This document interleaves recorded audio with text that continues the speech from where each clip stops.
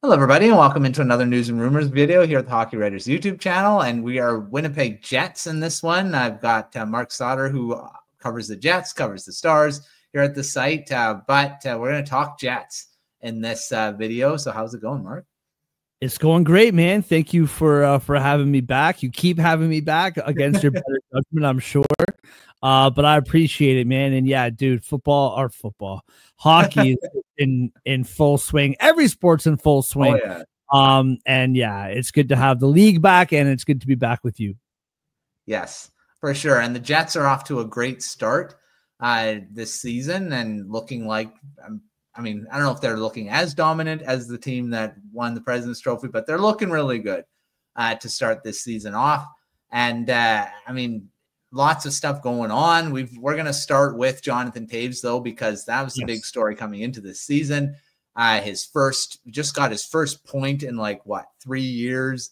It's great story. How do you think he's looked? He only got the one assist, but he's not blowing the doors off anything. But how do you think he's looked? Yeah, I mean, I think all things considered, he's looked great. Considering not, and if you're talking sheerly, how does he look? Like never mind the points, never mind that, but how does he look on the ice? I think it's pretty clear that he still has some catching up to do, but rightfully so.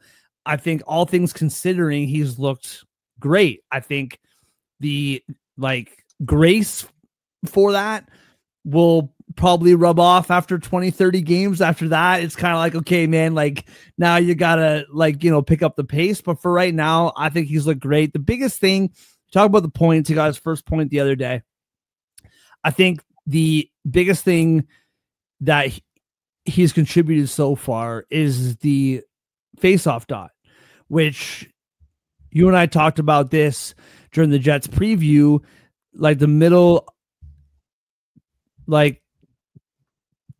of the ice was not thin last year, but not super strong, and they needed someone to win faceoffs. I thought the first game against Dallas, he was okay in the faceoff circle, not terrific. Monday against the Island, I think the Islanders, New York, 75%. For the season, 62.5%. That's been really great to see, at least something that he is doing really well. We're going to talk about a couple different centermen kind of later on, but I think overall this team has to be pretty happy with how the middle of the ice has looked so far. Yeah, 100%. And his last point came on April 13th, 2023, which so good. Yeah. So long Amazing. ago. And I mean, that was his last goal. That milestone hasn't been done yet. I mean, he'll probably score at some point. But yeah, the face-off circle, I mean, that's huge for puck possession. You can still throw him out there and he'll win a draw. He's 15-5, like you said, in the last game. That's insane. To be able to have a guy that you can throw out there and be sure that he'll probably win the face-off, that's a luxury a lot of teams don't have. And I mean, that's something he'll bring regardless of the goals or the points he puts up. You're always going to have him to be able to go into the dot and probably win it. So that's a big deal. 100%. All right, in terms of the other additions, I know we talked about a lot of veterans that were brought in. Gus Nyquist hasn't done much yet. He's got like Toews has, I believe, as a point. He's got, an assist in 3 games, -2. Again, only 3 games. That's not a panic. Oh no, he's not there. Another guy, Cole Koepke, I mean, he's not brought in to score goals. He's got an assist in 3 games. What do you think about the other veteran additions that were brought in? How have they looked? Yeah, I think they've looked fine. I think, like you said, there's nothing. I think Nyquist has actually looked pretty good. I feel like his passing's been pretty good. His skates look good. I think having him on the same line, now he might be bumped down to the third line, but having him on the same line with Toews for a little bit, it's kind of like you're having two guys who both need a bounce back year, and one of those guys hasn't played in 3 years. So it's kind of maybe not the best combination. But Nyquist is a guy that I think it is going to take him some time. Koepke is in like the perfect position for me. Like fourth line, you're not looking for the world. If he can just keep his feet moving, produce once in a while, like guys like him are really noticed when they make like big mistakes, right? And I think that's like a third line defenseman, right? Like you say their name when they're not playing well. And I think that's kind of the same for Koepke. But yeah, for Nyquist, I look at it the same way as I do, obviously different situation than with Toews. But to me, like Nyquist, so far he's looked good. He's not in danger of like losing a spot on the roster yet. He has wiggle room here. It's a very good, solid veteran team. I think he'll be fine, but that's just kind of how it's been for me so far. Is fine. It's not terrible, but he also hasn't come out of the gates like bombs away either. Yeah, I mean, these guys will get going, I believe. I mean, it is very early, and the Jets don't seem to be suffering from them not producing because the guys that we'll talk about next have been doing it all. Mark Scheifele, 6 points in 3 games. Kyle Connor, 5 points in 3 games. They both have 3 goals each. Kyle Connor, of course, coming off the big season and then the big contract extension that he just signed. They're showcasing what they are. I mean, what do you guys say about these two? I mean, they're the leaders up there. It's good and it's bad. And I'll tell you what I mean. Obviously, it's good because these two guys together are just great. They did this every game last year, both of them each to get 2 points. And I know it hasn't worked out that way, like specifically 2 points a game, but the averages are right 2 points a game each. That's just what they do. Like every single year, these guys just like produce night after night. Maybe one of them doesn't, then the other one does, and then the other one doesn't, and then the other one does. It's just what these guys do. Kyle Connor looks like he's just been shot out of a cannon. Like that first game against Dallas, like the Jets did not play very well, and the Stars, like their heads kind of fell off in the third period. 2 shorthanded goals, like by the Jets. That score was really flattering, right? They were right there at the end, but that game, the Jets didn't play very well, except for Connor. He's just flying around doing what he does. Got a million shots on net. Scheifele, same thing. The guy looks great. Now speed isn't his thing, but he looks great. He looks dialed in. Now, exactly what this says, Mark Scheifele, Kyle Connor leading the way. They are the only way right now. And I think that's the part where it's like, I am curious to see how this pans out over the rest of the full season. Is you have this top line, like Velarde looks pretty good right now too. You have this top line and you have Hellebuck, and everyone in between needs to start carrying their weight here at some point in time. But yeah, this top line, they look terrific so far. And I think I kind of feel like Kyle Connor is like a microcosm of like the Jets, where it's like every year this guy just scores 45 goals. Yet somehow every year he has to continue to prove himself somehow. You know what I mean? It just feels like the Jets. Like every year, this Jets team is really good. Yet heading into the new season, there's all these questions of, can this Jets team still be good? And like Kyle Connor, it's the same thing. It's can he still score 40 goals, 45 goals?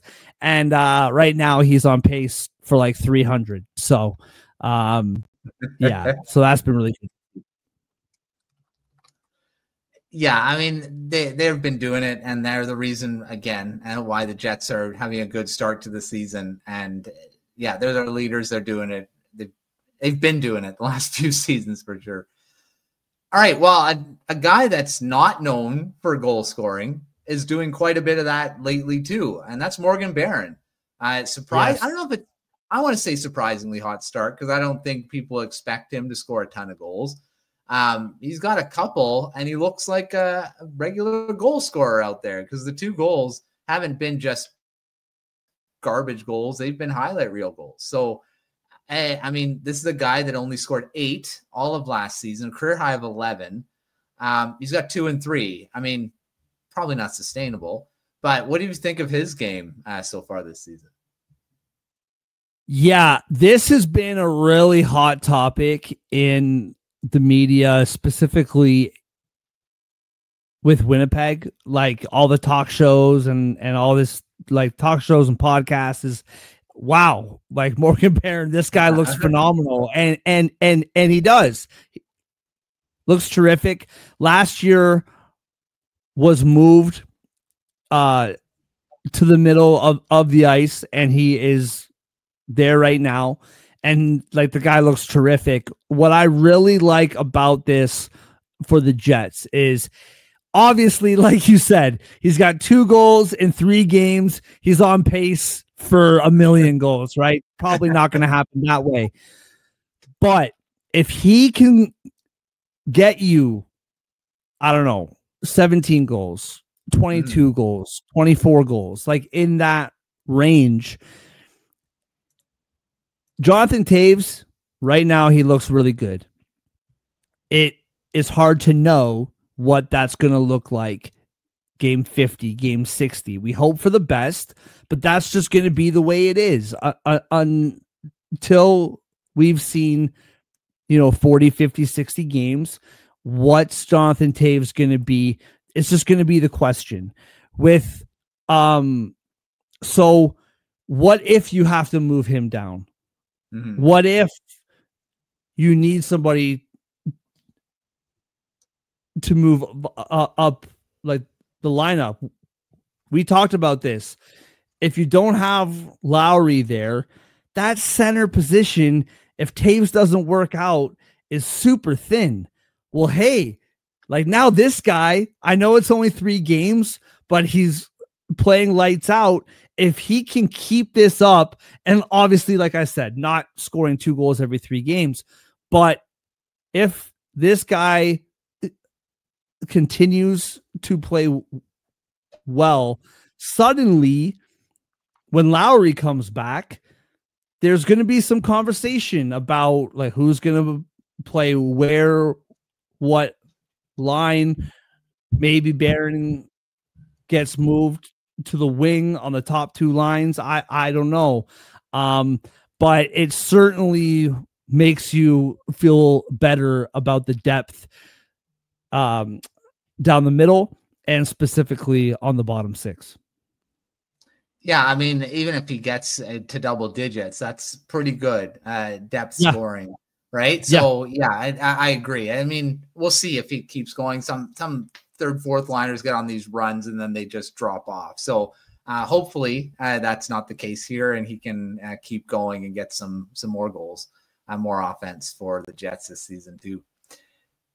All right, to finish off here, I mean, very early in the season, but what have you seen so far from the Jets in terms of their play? Any other takeaways that you got for the team so far here? Yeah, I think, I mean, like we talked about game 1 against Dallas, you mentioned that I covered Dallas as well. So I have my eye on that game very closely. And the Jets just didn't play that well. And in the third period, like I said, 2 shorthanded goals back to back, right? Mm-hmm. Then Connor scores. All of a sudden, it's a 5-4 game, where it wasn't really a 5-4 game. I thought Hellebuck played terrific, just didn't have a lot of help. And then against the Kings, I thought they played okay. I thought that top line won them the game, and like Connor Hellebuck, like won them the game, and they played well, but it was a very top heavy performance, and their goaltender was phenomenal. And then come Thanksgiving Monday, where they played the Islanders, and like yet again, I thought that like the Islanders. By the way, that Scheifele kid, like, oh my goodness, he is so fun to watch. It's yeah, but like they began that game on fire, and like Comrie had to play really well to begin the game. And that's one thing, like, we forget about Comrie. I feel like we talked about this during the preseason show, is that everyone just thinks Comrie is like meh. He had really good numbers last year, but he had like terrible run support. Like, for whatever reason, when he played, the highest scoring team in the NHL just stopped scoring whenever he played, right? And that was kind of like what happened there. But I mean, Comrie played really well Monday, gave his team a chance, and they took the chance, and they, by like halfway through the first and then the second, kind of got their legs going, and then they ended up winning pretty convincingly.